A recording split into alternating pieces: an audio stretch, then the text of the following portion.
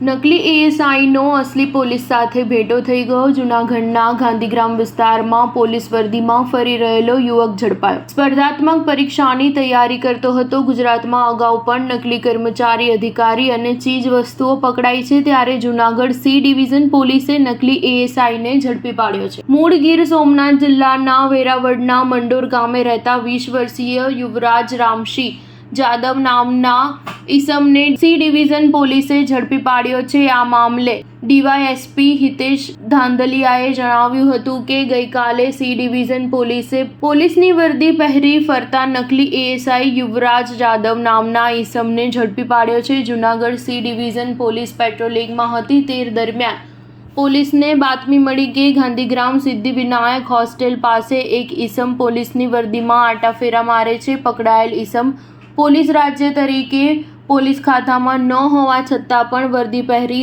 રોફ જમાવતો હતો, ત્યારે બાતમીના આધારે સી ડિવિઝન પોલીસે યુવરાજ જાદવ નામના નકલી એએસઆઈને ઝડપી પાડ્યો હતો।